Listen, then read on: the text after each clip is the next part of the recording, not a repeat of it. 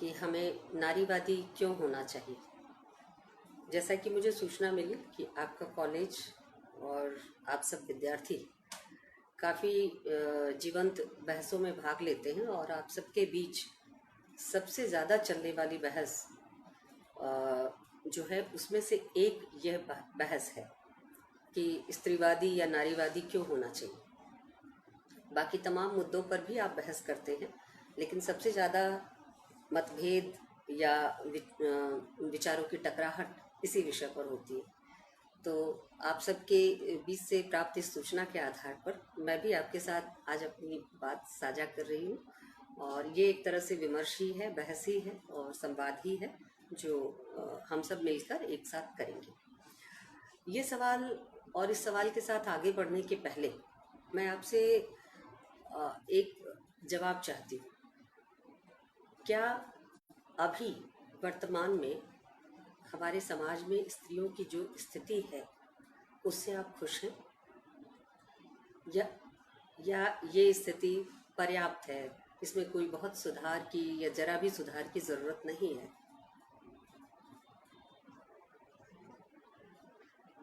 अगर ऐसी स्थिति है कि सुधार, आप संतुष्ट हैं जिस तरह का हमारा समाज है स्त्रियों के लिए अभी, और, और हाल फिलहाल की जिस तरह की घटनाएं घट रही हैं।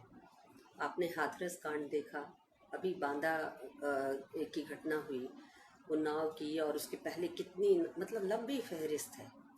निर्भया तो एक लैंडमार्क है, लेकिन उस बीच के एक बड़ी घटना और उसके पीछे चलने वाले आंदोलन को अगर हम छोड़ दें तो उसके आगे पीछे भी न जाने कितनी लाखों इस तरह की घटनाएं घटी हैं और आसपास के घरों में घटती हैं।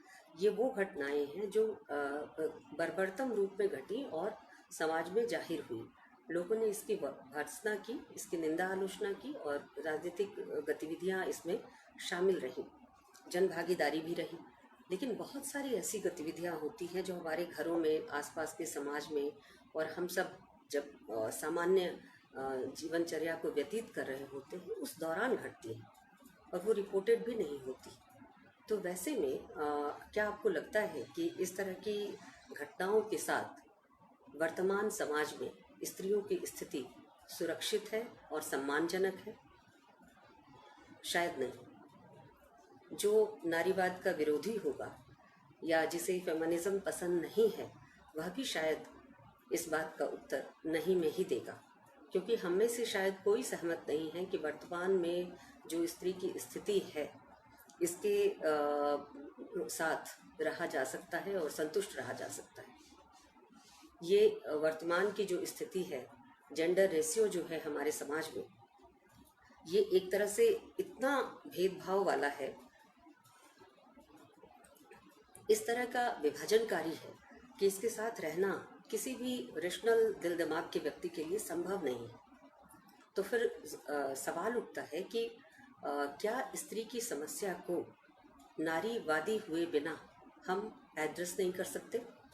स्त्री के पक्ष में हम बात करते हैं या करना चाहते हैं तो हमें नारीवादी या स्त्रीवादी ही होना पड़ेगा, या हम ऐसे भी स्त्री के पक्ष में, स्त्री की तरफ से उसके लिए आवाज़ उठा सकते हैं या उसके साथ आवाज़ उठा सकते हैं?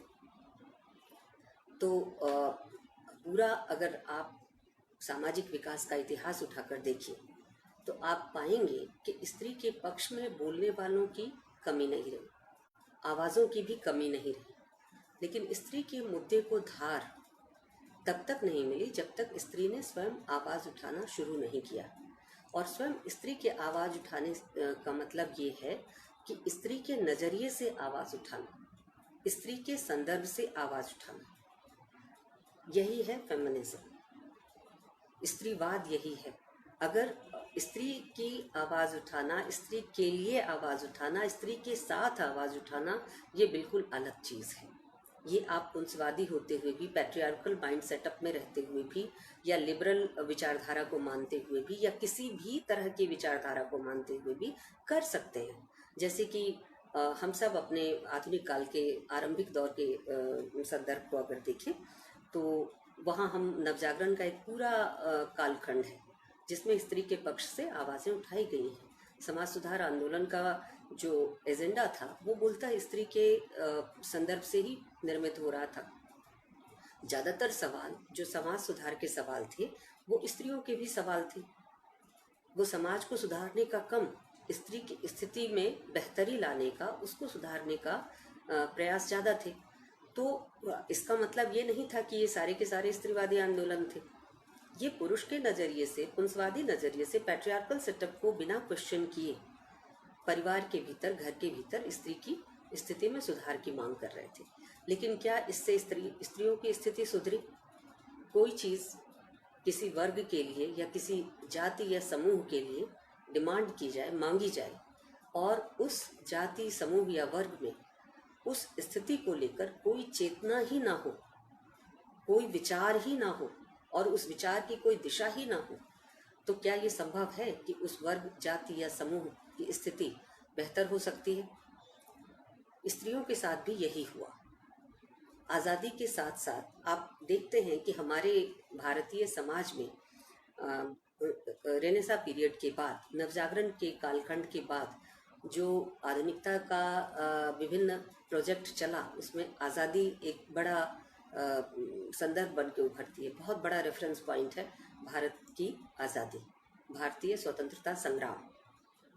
तो भारत की आज़ादी के साथ जो स्वतंत्रता या आज़ादी हमें मिली, उस आज़ादी में हमें बराबर का अधिकार तो दे दिया गया, नागरिक अधिकार दे दिया गया, लेकिन नागरिक अधिकार की चेतना जो स्त्रियों में होनी चाहिए थी और हर नागरिक में होनी चाहिए थी, अगर वो नागरिक है तो जितना वह अपने अधिकार के प्रति सचेत है, उसे दूसरे के अधिकार के लिए भी उतना ही स्पेस छोड़कर बात करनी चाहिए, और ऐसा नहीं हो पाता। कारण